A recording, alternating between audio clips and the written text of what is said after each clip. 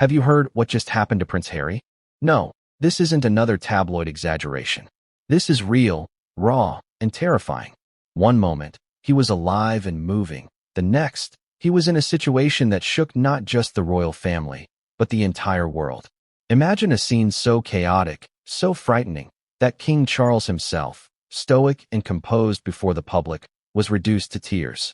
Kate Middleton, calm and graceful under pressure, trembling with fear. And Prince William, trying desperately to hold it together, whispering the words no one ever wants to hear. We are losing him. It started like any other day. The sun rose over the English countryside, birds chirped, and life seemed ordinary. But for Prince Harry, this ordinary day turned into a nightmare no one could have predicted. Friends, family, even royal aides sensed that something was off. A text message sent in panic. A call that ended abruptly. The kind of call you hope you never have to make. And then, the news broke. A car crash, details unclear, but immediate concern that this was life-threatening. Before we continue, please hit the like button, subscribe to the channel, and turn on the notification bell for updates. Think about that for a second.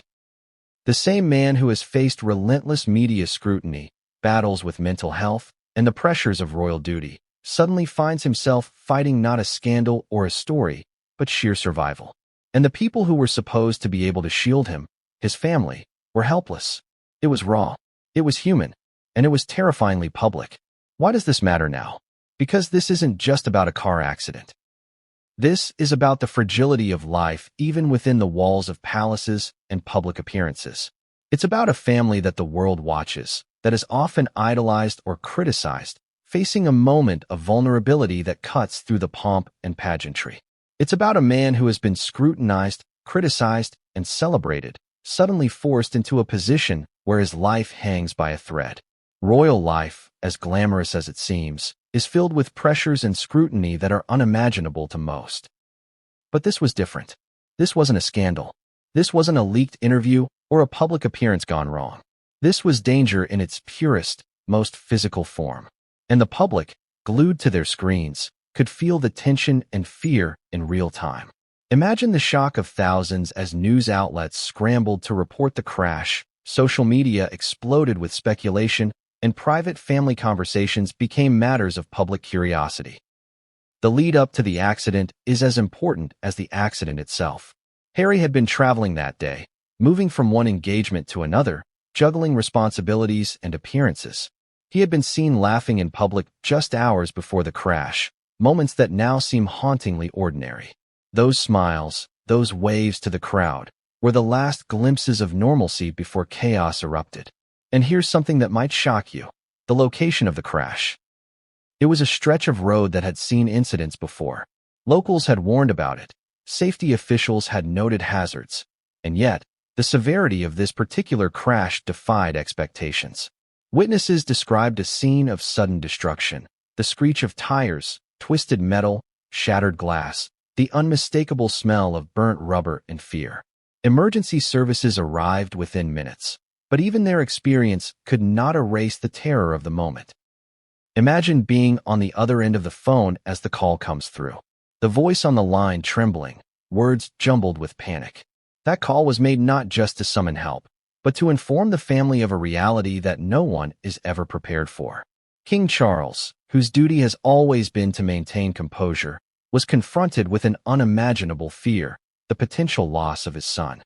Kate Middleton, usually the calm anchor in the storm of royal life, could barely speak. And Prince William, who shares a bond with Harry forged through childhood, military service, and shared struggles, felt a helplessness that was palpable. The accident itself was just the beginning of a series of events that would test loyalties, reveal hidden vulnerabilities, and shock even the most seasoned royal watchers. For hours, the world waited, glued to news feeds and official statements that trickled in with agonizing slowness. Rumors spread like wildfire. Was it purely an accident? Were there extenuating circumstances? Did Harry's previous lifestyle choices, controversies, or even his health play a role in what happened? Even the royal family's response was extraordinary. Behind closed doors, there was chaos. Advisors rushed to coordinate medical care. Security teams scrambled to control the narrative and protect the family's privacy. Calls were made across continents to prepare for any eventuality. The pressure was not just emotional, it was logistical, strategic, and urgent. Every move, every decision could have consequences that extended far beyond the immediate crisis. And the public felt it. Social media lit up with concern, speculation, and outrage. Hashtags trended within minutes. News channels interrupted programming. Experts were called in to analyze every fragment of information. The tension was global, the fear palpable. People who had never thought much about the intricacies of royal life suddenly found themselves emotionally invested in a life they could not influence. Yet, despite all the attention and speculation, there was one reality that remained crystal clear. The most critical moments, the ones that would determine life or death, happened behind closed doors. No amount of media coverage, no viral tweet, could change the severity of Harry's situation.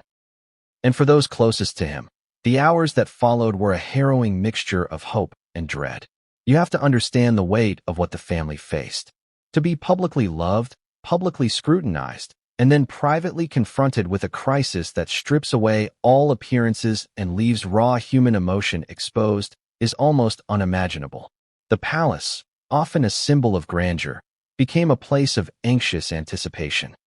Conversations that would normally be formal, measured, and carefully crafted turned into hurried exchanges, punctuated by tears and fear.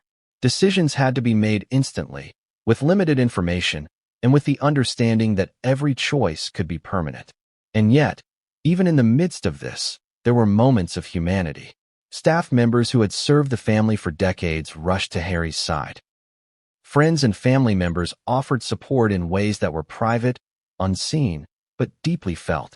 It was a reminder that even amidst the pomp and circumstance, the royals are human beings, capable of fear, love, desperation, and hope.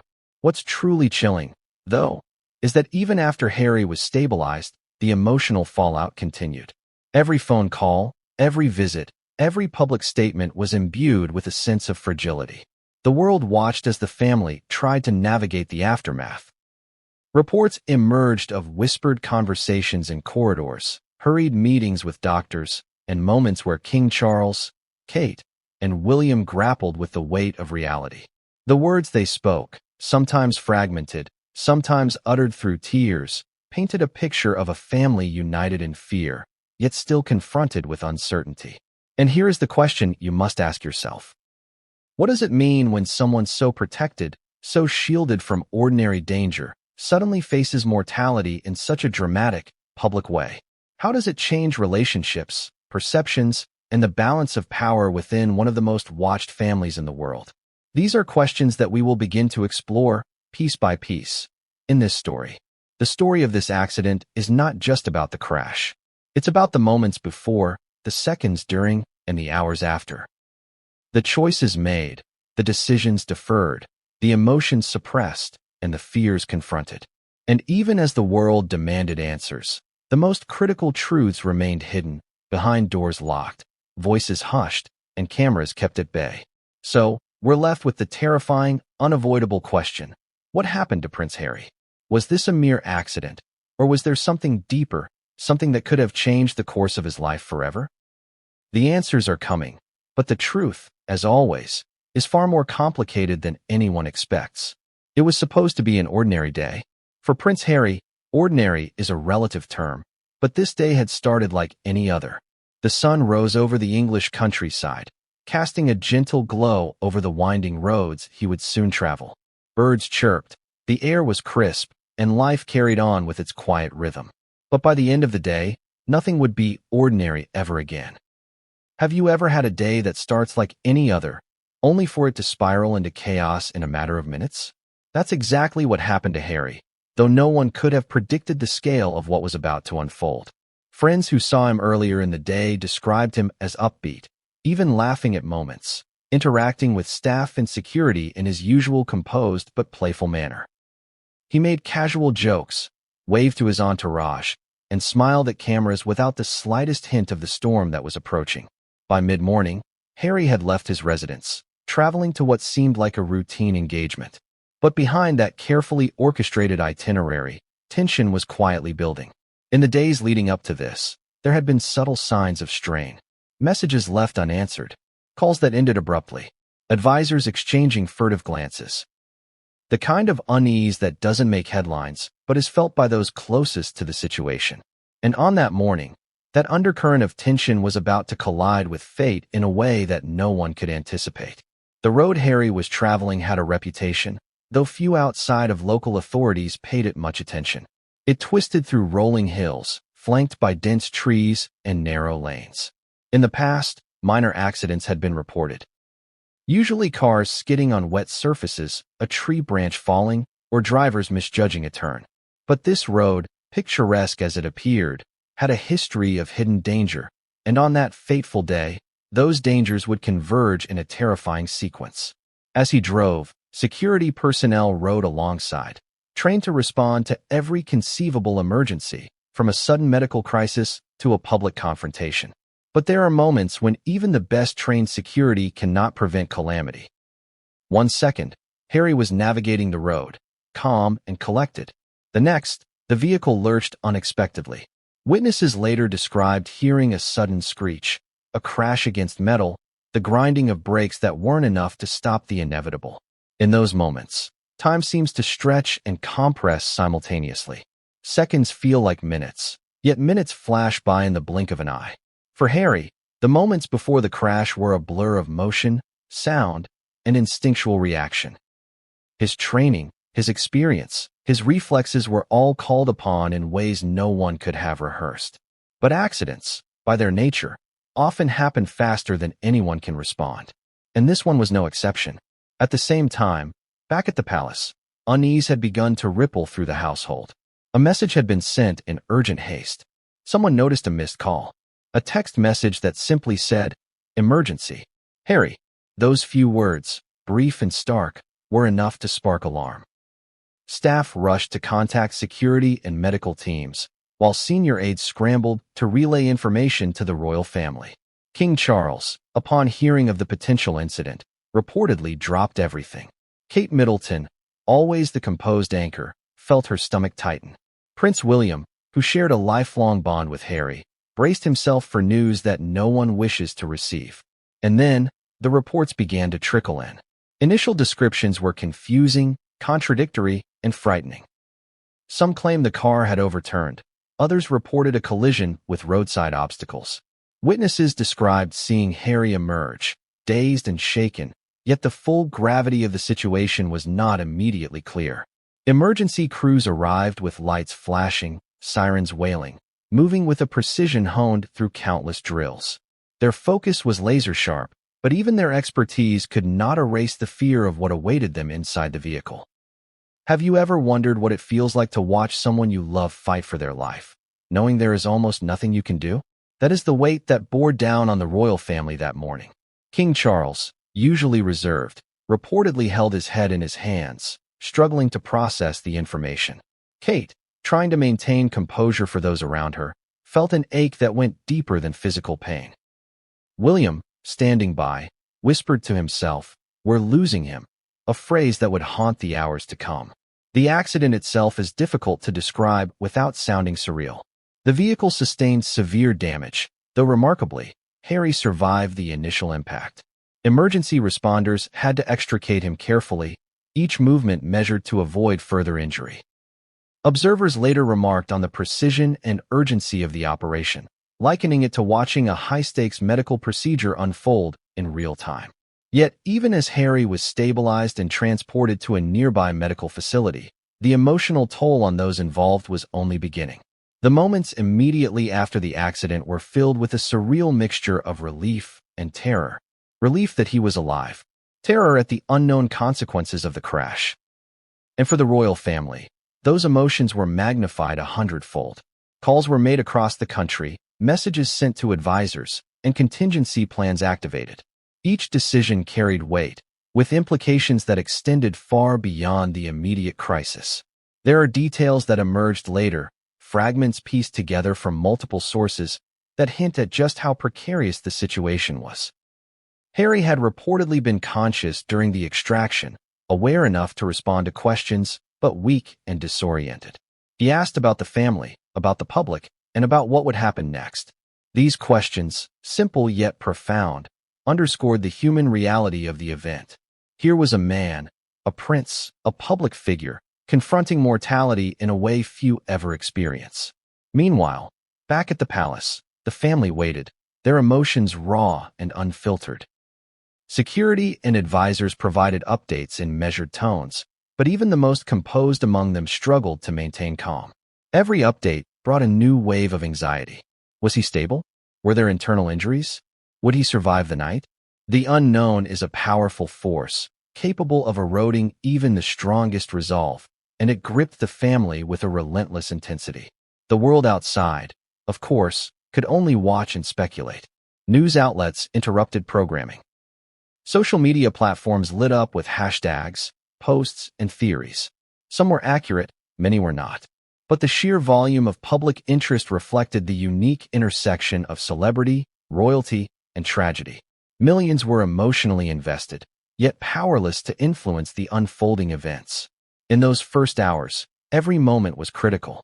The decisions made by medical teams, the instructions from security, the guidance from advisors, all had to be perfectly coordinated. A single misstep could have catastrophic consequences. And even as these professionals acted with precision and urgency, the emotional weight on the family and the public was inescapable. The day that began like any other ended in chaos, fear, and uncertainty.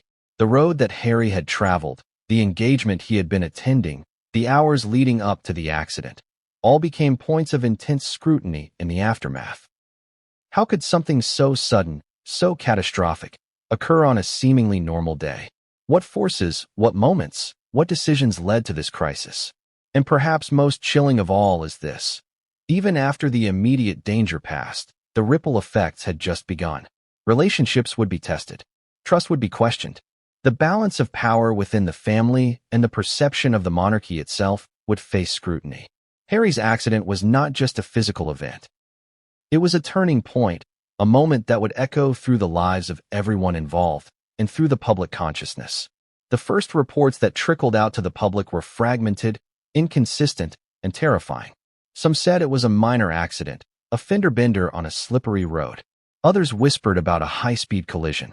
The truth, however, was far more harrowing and far more complicated than anyone outside the inner circle could have imagined.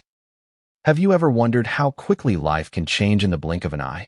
1 second, Harry was in control of his vehicle, navigating familiar roads. The next, the world seemed to tilt violently. Metal screamed against metal, and everything you take for granted, the sense of safety, the expectation that life will go on, vanished. The crash occurred in the mid-afternoon, a time of day when sunlight creates long shadows across the winding rural roads. Witnesses later described a quiet landscape interrupted by an almost cinematic sequence of events. A vehicle veering unexpectedly, a sudden loss of control, and the unmistakable sound of impact. It was a collision so forceful that the vehicle crumpled in ways most could only imagine in disaster movies. Yet despite the wreckage, Harry's survival was remarkable. Experts would later point out that factors such as speed, angle of impact, and the vehicle's safety features all played a critical role. But at the moment, none of that mattered. What mattered was the terrifying reality staring everyone in the face. A prince, a son, a brother, and a public figure lying trapped and vulnerable. Emergency services arrived with astonishing speed. Their sirens cut through the calm countryside, announcing urgency and drawing attention to a scene that had already become chaotic. Paramedics and first responders worked methodically, assessing the situation while under immense pressure. Every second counted. Every decision, how to move the injured, which equipment to deploy, whether to stabilize on-site or transport immediately, could mean the difference between life and death. And for Harry, the seconds felt infinite. According to preliminary reports pieced together from multiple sources, the vehicle suffered significant structural damage. The front end was almost completely crushed, the roof partially caved in, and glass was shattered across the road like tiny diamonds glinting under the harsh sunlight. The crash had caused severe trauma, though miraculously, Harry's seatbelt and airbag deployment had absorbed much of the impact. Observers later remarked on the miraculous survival, though for those on the scene, there was nothing miraculous about the panic and chaos unfolding. It was a raw, visceral fight for life. Inside the car, the situation was grim. Harry was conscious but disoriented, bruised, and in obvious shock. Witnesses described him as trying to orient himself, asking faintly if his family knew what had happened. The responders had to carefully extricate him, mindful that even the slightest wrong movement could exacerbate internal injuries. You could almost feel the tension radiating from the scene: adrenaline, fear, urgency, and the unmistakable human instinct to survive. At the same time, back at the palace, the tension escalated exponentially. King Charles had been notified almost immediately, and the weight of the information crashed down on him with brutal force. Kate Middleton, typically the image of calm composure, reportedly clutched her hands together, whispering prayers under her breath. Prince William, a man who has always shared a unique bond with Harry, felt every nerve in his body tense, every heartbeat synced to the uncertainty of his brother's fate. They were cut off from the scene, relying entirely on fragmented updates, yet acutely aware that every second could mark a turning point. And then there were the witnesses, locals, drivers passing by, residents who would later recount their experiences in breathless detail. One driver described seeing the car flip like a slow-motion movie, glass flying, debris scattered. Another mentioned the sound of metal bending, like the earth itself was groaning. Even those who had no personal connection to Harry couldn't ignore the drama of the scene. It was almost cinematic, surreal, yet horrifyingly real. There's an eerie contradiction here. The world sees royalty as protected, almost untouchable, shielded by wealth, protocol, and security. Yet accidents don't discriminate. The rules of physics, timing, and human frailty apply to everyone, no matter the title or privilege. Harry, despite his status, was as vulnerable as anyone. And that vulnerability, exposed so publicly, magnified the emotional stakes for his family and for the millions following from afar. Emergency teams worked tirelessly. Each second was measured, precise, and critical. They had to stabilize Harry while accounting for potential internal injuries, fractures, and shock. They communicated through clipped, urgent phrases over radios, coordinating hospital transport, and briefing medical teams ahead of arrival. It was a choreography of life-saving precision, every movement weighted with responsibility and urgency. But even with all the professionalism, there was chaos. Equipment had to be maneuvered around debris. Traffic had to be managed. Curious onlookers gathered at a safe distance, snapping photos or recording videos, adding to the surrealness of the scene. And amidst all this, Harry remained conscious, asking about his family, about his security team, about what had happened. His focus, even in shock, was remarkable, a reflection of his resilience and instinctual awareness of the broader picture, even when facing mortality. Meanwhile, speculation began to circulate almost immediately. Media outlets were inundated with conflicting reports. Was the accident caused by a mechanical failure, environmental conditions, human error, or something far more sinister? Even the most cautious observers struggled to reconcile the images and eyewitness accounts with their understanding of what should have happened. Rumors began to swirl, as they always do in high-profile incidents, adding layers of anxiety and confusion to an already fraught situation. And then, in the midst of the chaos, a shocking detail emerged. The accident was reportedly more severe than initially indicated. Some insiders claimed that initial reports downplayed the impact, either to prevent public panic or to give the family space to cope. The reality, however, was sobering. Harry had sustained injuries that could have been fatal. Every medical intervention, every second in the ambulance, every decision made by the emergency responders carried life or death weight. At the palace, updates were sparse, cautious, and careful. Advisors and aides filtered information, choosing words carefully. But even the most controlled messaging could not mask the raw fear that gripped the family. King Charles reportedly paced in private quarters, trying to maintain composure but struggling under the enormity of the moment. Kate Middleton, calm outwardly, internally battled waves of panic. Prince William held the line for the family, mediating between staff and security, but privately, he whispered a repeated mantra: "We can't lose him. Not now. Not like this." The crash, by all accounts, was not just a physical event. It became a psychological crucible for everyone involved.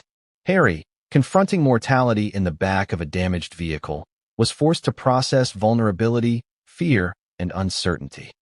His family, removed from the immediate danger but tethered to it emotionally, faced helplessness and anxiety at an intensity few could comprehend. And the public, watching through screens and social media feeds, felt the echo of that fear, captivated by the drama, unable to look away. Even experts analyzing the scene later remarked on the improbability of Harry's survival. Factors aligned in ways that, on paper, seemed miraculous. But for those in the moment, there was nothing miraculous.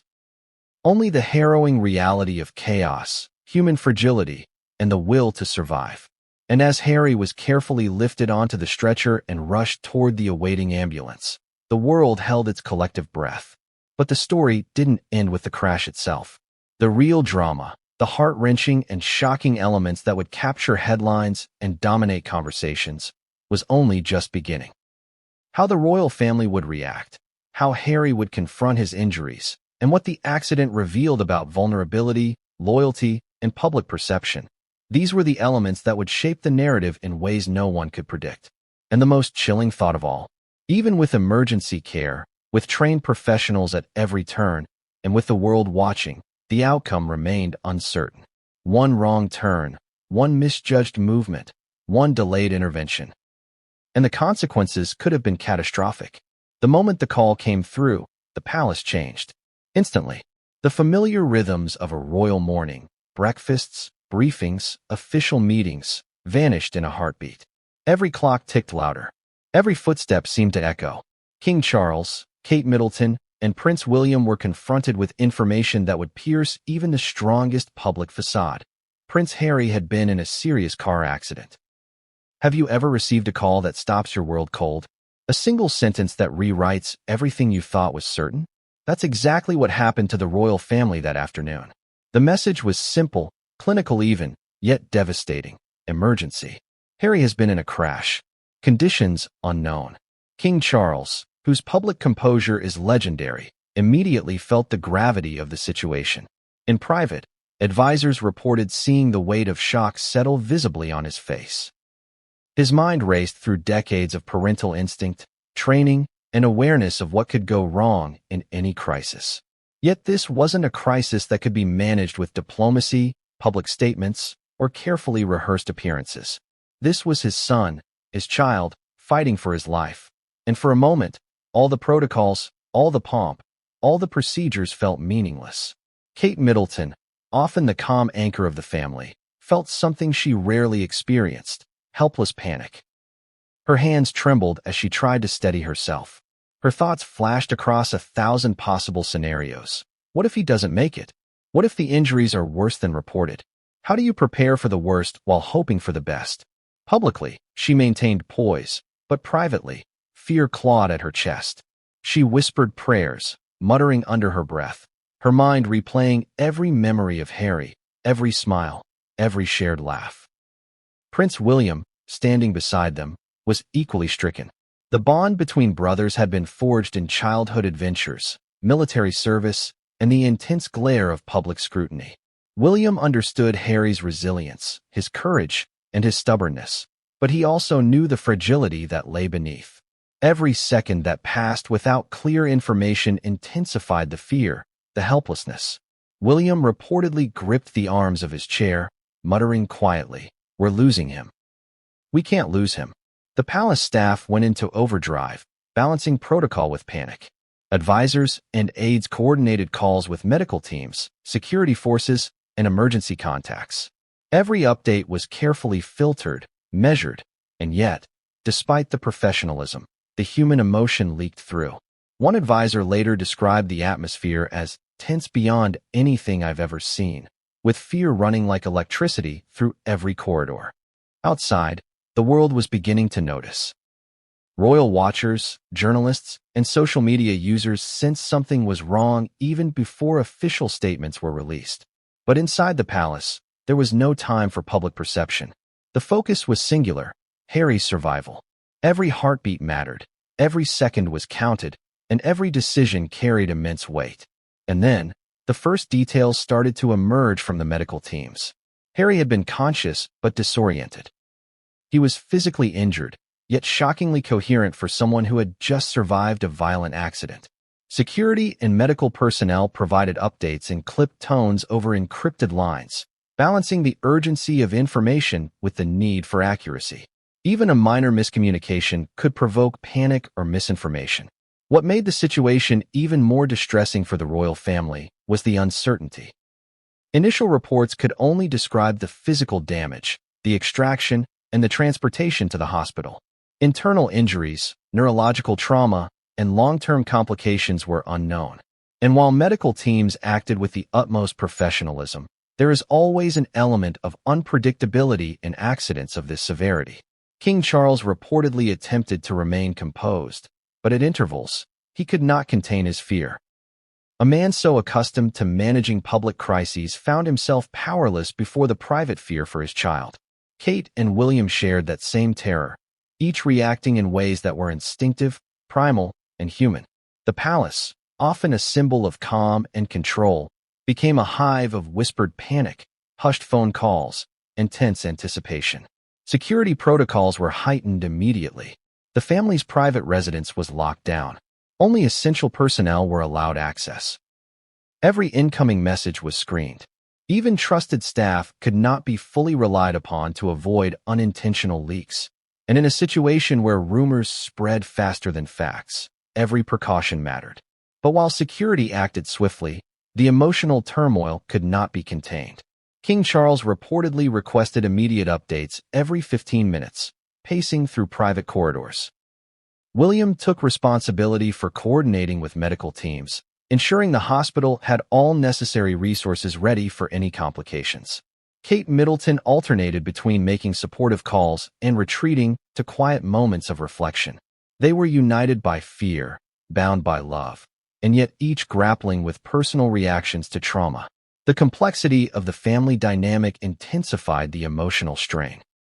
Harry, despite his independence and distance from certain royal protocols, remained deeply loved. This was not just the fear of a public figure being injured. It was the fear of a son, a brother, a member of the family being in mortal danger. Every family relationship was filtered through this lens of anxiety, bringing hidden tensions and unspoken fears to the surface. And then there were the decisions that had to be made immediately. Who would accompany Harry to the hospital? What information could be released publicly? How could the family remain supportive while avoiding interference with medical procedures? These choices, seemingly logistical, were loaded with emotional and symbolic significance. Each answer would affect Harry, the family, and the public perception of the monarchy. Even within the palace walls, the human drama unfolded in stages.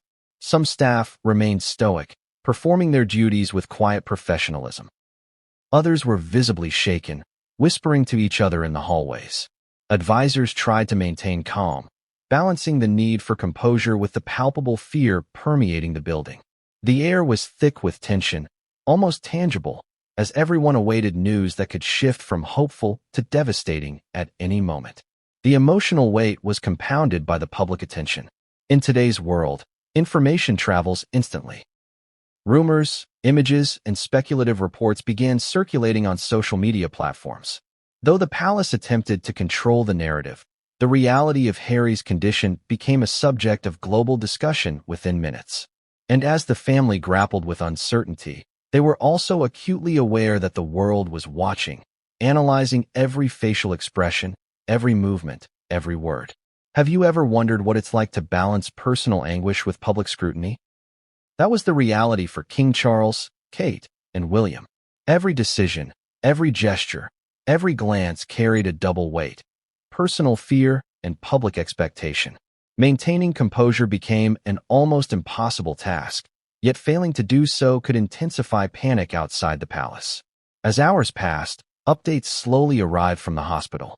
Harry had been stabilized, injuries assessed, and initial medical interventions underway. Relief was tempered by the uncertainty of internal trauma and the potential for complications. The family's emotional roller coaster oscillated between hope and fear, brief moments of optimism punctuated by new waves of anxiety. Even in these moments, the royal family demonstrated remarkable cohesion. Despite fear, they supported each other, communicated rapidly, and made coordinated decisions. But behind the coordination, there was raw emotion, the kind of deep, unfiltered fear that is rarely seen in public. Staff would later describe scenes of whispered prayers, tense embraces, and silent tears as the family grappled with the reality of Harry's accident. And then came the first official statement, a carefully worded message, acknowledging the incident without revealing specifics. It was both a reassurance and a call for patience, urging the public to respect the privacy of the family. But the statement also hinted at the gravity of the situation, leaving readers with a sense of unease. The public sensed it. Something serious had occurred. And while they could not see the full picture, the emotional impact was undeniable. What the family didn't know at that exact moment was that the full scope of the accident, the medical complications, and the personal consequences were only beginning to unfold. Every phone call, every private meeting, every discussion with medical staff would reveal new challenges and decisions that could shape not just Harry's recovery, but the family's dynamic for years to come. As soon as the first fragments of the story leaked, the world erupted. Social media exploded. News outlets scrambled. Hashtags trended globally within minutes. The story of Prince Harry's car crash accident was no longer a private family emergency. It had become a worldwide spectacle, and the intensity of public attention only added pressure to an already catastrophic situation. Have you ever watched a moment of crisis unfold live, knowing that the people involved can't escape the gaze of the world? That's exactly what happened to Harry. In an era where every camera, every phone, every news ticker is a witness, privacy becomes almost meaningless. And for someone like Harry, whose life has been scrutinized relentlessly since childhood, this was a nightmare amplified. The media coverage was relentless, intense, and at times, contradictory. Some outlets focused on the physical aspects of the crash, the damage to the vehicle, the location of the accident, and the immediate medical response. Others speculated about causes, some reasonable, like slippery roads or a momentary lapse in focus, and others wild, conspiratorial, or outright sensationalist. Every version of events, no matter how far from the truth, spread like wildfire. The speed at which rumors circulated was staggering, fueled by a public that craved both information and drama. Royal reporters and journalists, many of whom had covered Harry's life for decades, struggled to separate fact from fiction. The palace's carefully crafted statement was brief and measured, acknowledging the accident but revealing little. That vacuum of concrete information, as always, created space for speculation, and speculation, in the digital age, grows faster than any official statement. Within minutes, images of police cars, ambulances, and traffic diversions began circulating online. Videos, some genuine, others misleading or staged, proliferated. The public's emotional investment soared, fueled by curiosity, concern, and the sheer shock of the event. Meanwhile, inside the palace, the family's awareness of this media storm added an additional layer of stress. They were already grappling with fear and uncertainty about Harry's condition. Now, they also had to consider the optics, the potential leaks, and the pressure of public expectation. Even the most experienced royal members understood that their emotional reactions could be dissected, analyzed, and broadcast globally. Every sigh, every facial expression, every pause in their conversation could be scrutinized for hidden meaning. At the same time, social media amplified emotional reactions in real time. Millions of posts expressed fear, hope, anger, and outrage. Some criticized the royal family's handling of the incident, while others offered prayers and support. Memes and hashtags exploded within hours, mixing humor, speculation, and emotion in a way that blurred the line between empathy and voyeurism. News channels interrupted regular programming, showing aerial shots of the area, vehicles, and even generic stock images of trauma scenes, all in an effort to provide visuals for the audience hungry for immediacy. And yet, even amidst the frenzy, there were moments of human concern. Fans and royal watchers alike posted messages of hope, urging Harry to stay strong. Some journalists paused their reporting to reflect on the gravity of the situation, emphasizing the danger and uncertainty. But the sheer volume of coverage, combined with speculation and rumor, created an overwhelming narrative that was difficult for anyone, even the family, to navigate. What made this media frenzy particularly intense was Harry's unique status. He is not just a prince. He is a global figure with a complicated history: military service, mental health advocacy, public controversies, and decades of media attention. Every angle of his life was relevant to the public's understanding of the accident. People didn't just see a man injured. They saw decades of storylines converge in a single, catastrophic moment. Every journalist, every commentator, every social media user attempted to interpret his actions, his injuries, and even his personality through the lens of this accident. Inside the palace, aides and advisors worked furiously to manage the narrative, provide updates, and ensure misinformation didn't spiral out of control. But controlling the story was nearly impossible. Leaks were inevitable. Witnesses, some unwittingly, shared glimpses of the scene. Bystanders tweeted images. Every moment seemed captured and analyzed. For the family, this was another form of vulnerability. Even as they tried to protect Harry, the world was observing, dissecting, and demanding answers. Meanwhile, conspiracy theories began to emerge. Some questioned whether the crash was truly accidental.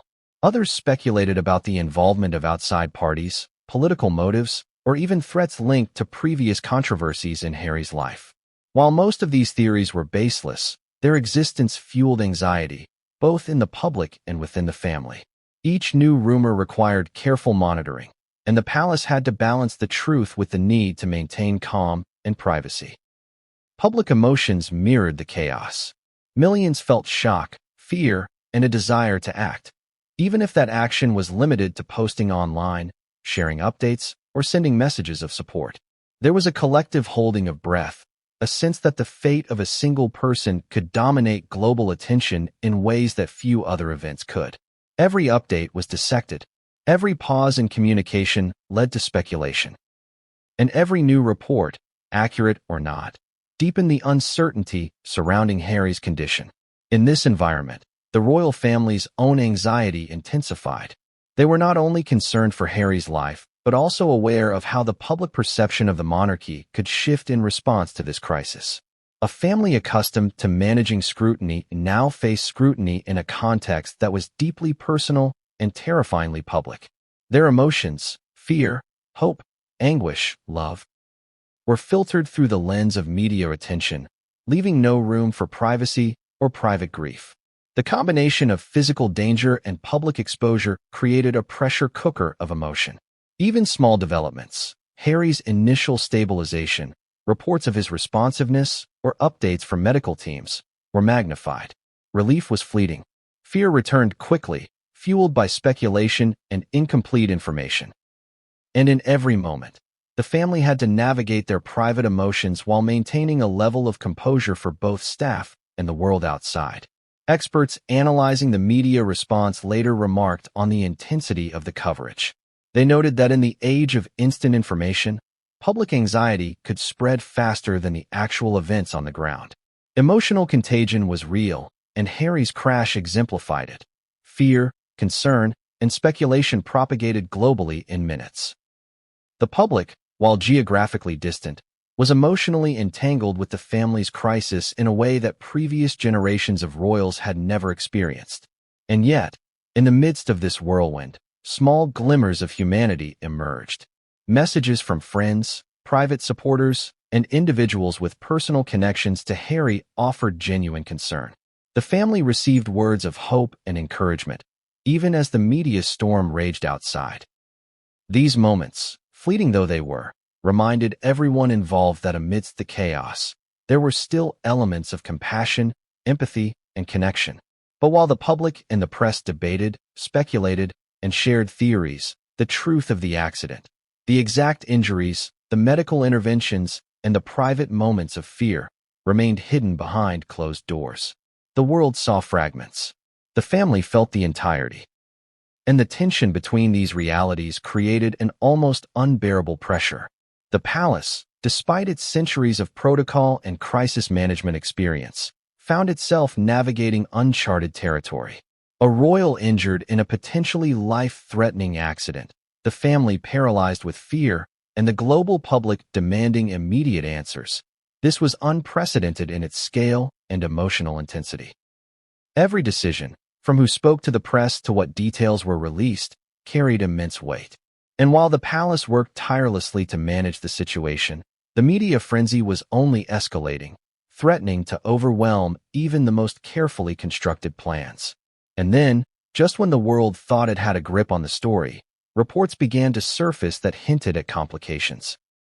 Internal injuries, medical interventions that were not going as smoothly as hoped, and a level of danger that had been understated in early reports. The public, once reassured by brief statements, now faced renewed anxiety.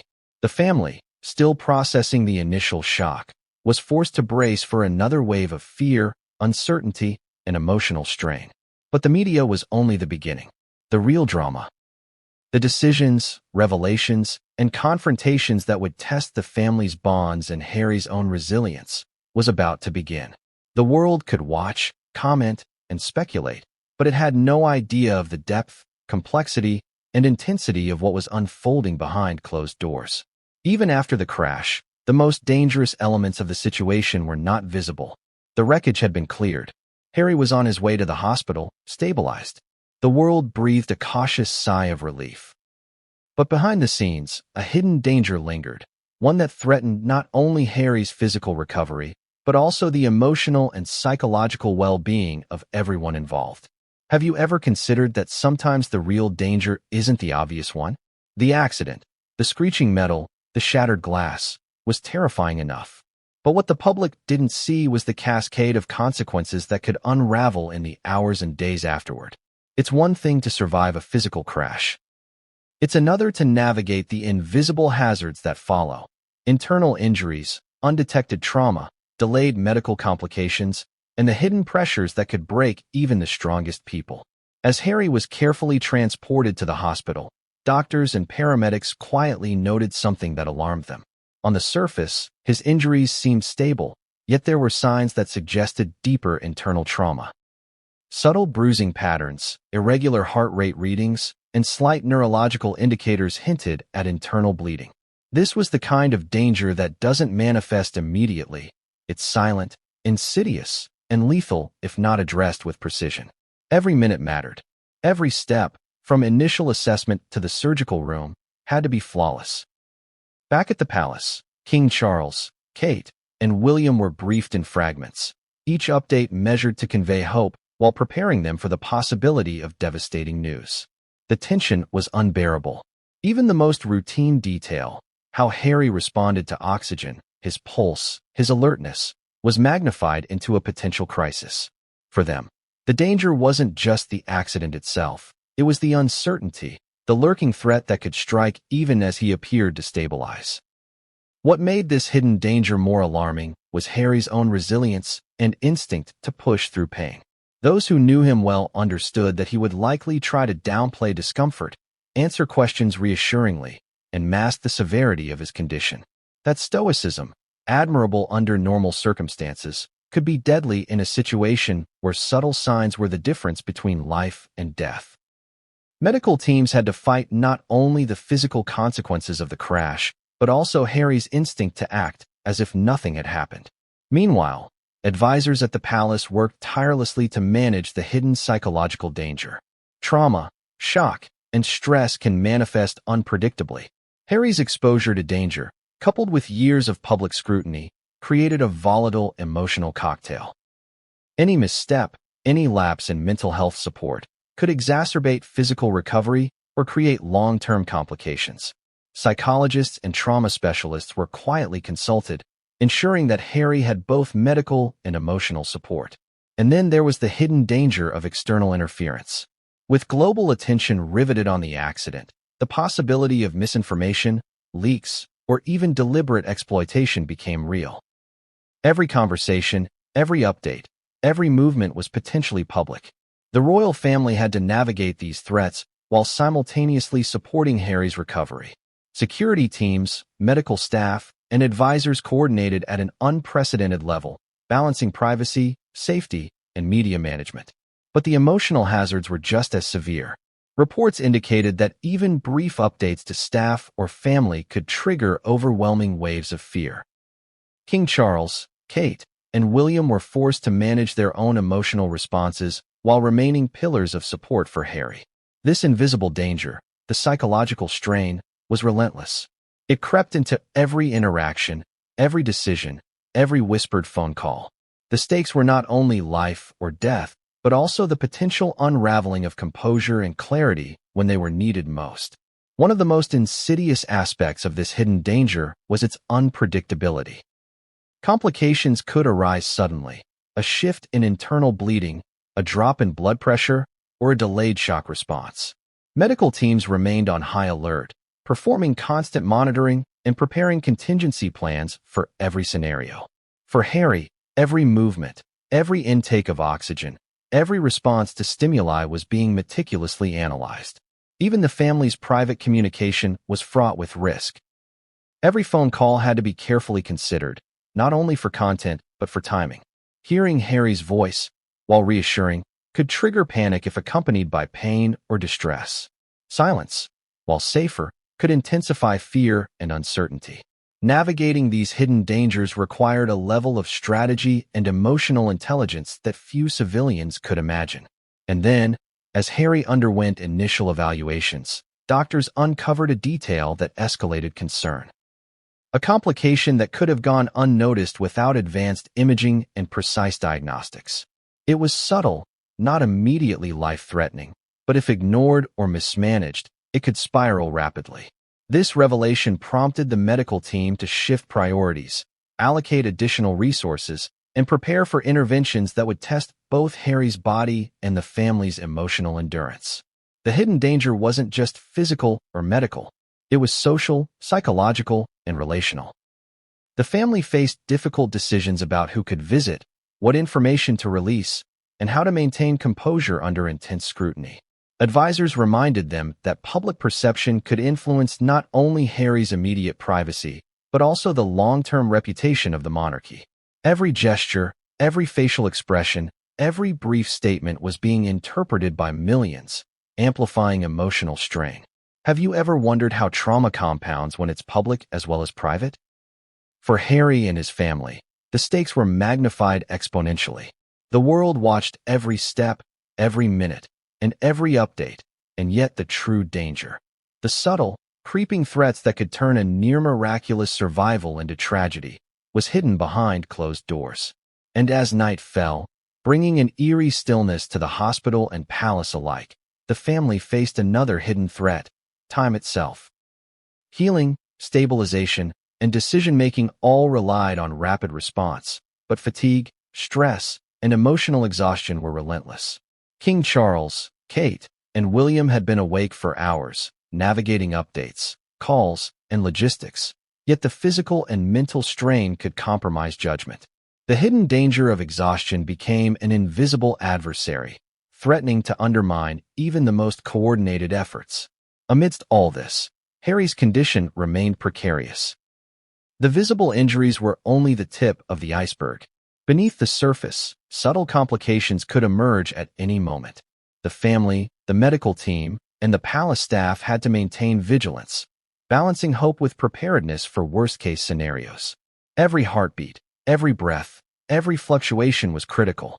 And yet, even in the shadows of these hidden dangers, Harry demonstrated a remarkable will to survive.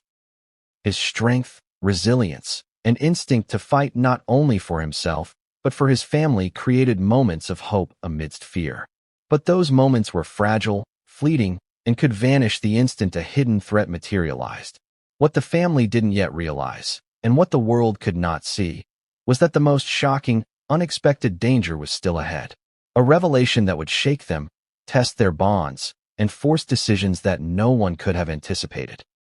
The emergency room is a place where seconds count, where every movement is measured, and where lives are balanced precariously on expertise, timing, and luck.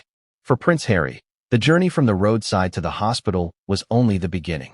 What awaited him inside the doors of the ER was a controlled chaos that few civilians ever witness, let alone experience personally. Have you ever watched a hospital team move like a single organism? Nurses, doctors, surgeons, and technicians all operating in sync, anticipating each other's needs, communicating through clipped phrases that sound almost cryptic to outsiders. That was the scene that greeted Harry. As he was wheeled into the emergency room, the sound of monitors, alarms, and shouted instructions filled the air. Every second mattered. Every decision could mean the difference between survival and tragedy. The first challenge was assessing the extent of his injuries. Externally, there were visible bruises, cuts, and contusions, but the hidden trauma, the silent, invisible danger, was what could threaten his life. Physicians moved quickly to perform scans, check vital signs, and evaluate neurological responses. The team was acutely aware that time was critical. Even a small delay in diagnosing internal bleeding, fractures, or organ damage could have catastrophic consequences. Meanwhile, the family, waiting anxiously in a private room nearby, was receiving fragmented updates. King Charles, Prince William, and Kate Middleton listened intently, digesting every word from medical advisors while struggling to maintain composure. The tension was suffocating. Every beep of the monitors, every hurried conversation in the hall, every shadow passing by the observation window was a reminder of the fragility of the situation. Inside the ER, Harry's injuries revealed themselves as more complex than initially understood. Minor fractures were accompanied by internal bruising that required careful monitoring. There were subtle signs of neurological strain, slight confusion, disorientation, and delayed reflexes that made the team question whether additional imaging was needed. It was a delicate balancing act. Move too quickly, and there was a risk of exacerbating injuries. Move too slowly, and vital minutes could be lost. Have you ever been in a room where fear and urgency coexisted in the same breath? That was the energy in the emergency room.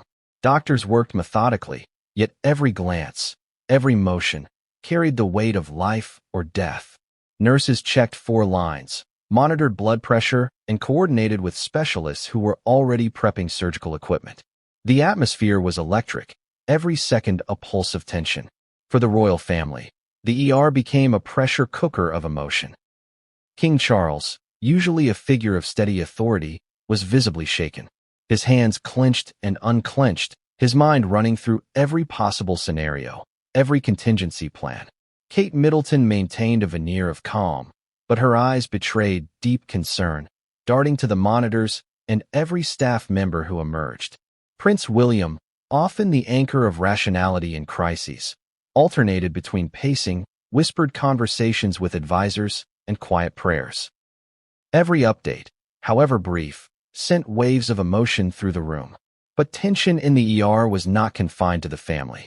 Harry himself was alert enough to notice the activity around him. Though exhausted and in pain, he recognized the urgency, the flurry of activity, and the stakes of each decision being made on his behalf. His presence, though weakened, lent a surreal awareness to the room. Doctors and nurses not only responding to a patient, but to a global figure whose life was being watched by millions. Every action was amplified by circumstance, every reaction scrutinized. The medical team faced logistical challenges as well. Equipment had to be arranged for multiple simultaneous procedures. Specialists needed rapid access to imaging technology. Even simple things, a bed, a surgical cart, or a ventilator, required coordination in a room already crowded with urgency. This was compounded by the presence of security personnel and palace aides, whose duty was to protect the patient, ensure privacy, and manage communication. Every step was a delicate negotiation of priorities. Amidst this controlled chaos, Harry displayed moments of remarkable composure. Even in pain, he asked about his family, inquired about updates on the response team, and requested clarification on the procedures being performed. His awareness, his insistence on understanding the process, both aided and complicated the medical team. They had to balance care with reassurance, acting quickly while addressing his questions and concerns. The hidden danger of stress and shock also became evident.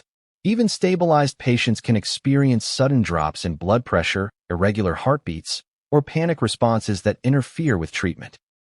Harry's history of resilience helped him, but it also masked subtle symptoms that required constant vigilance.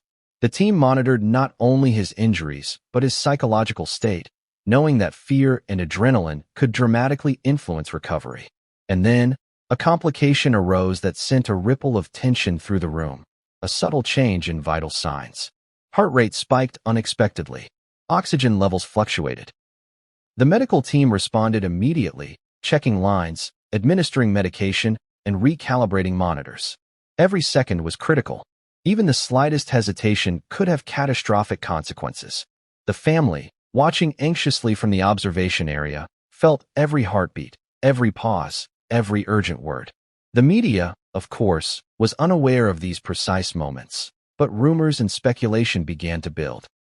Whispers about the severity of Harry's condition, conflicting accounts of the accident, and the unknowns of his internal injuries created a storm of misinformation outside the hospital walls.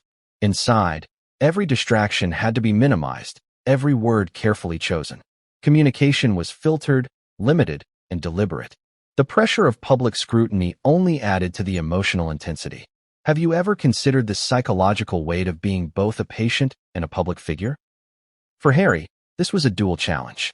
Physical recovery was urgent, but so was managing his presence as a global figure whose every action, every movement, could be interpreted as a signal to the world. The team had to navigate his treatment while considering how updates could be perceived, both within the palace and beyond. Despite these challenges, progress was made. Doctors stabilized fractures, addressed minor internal injuries, and closely monitored neurological responses.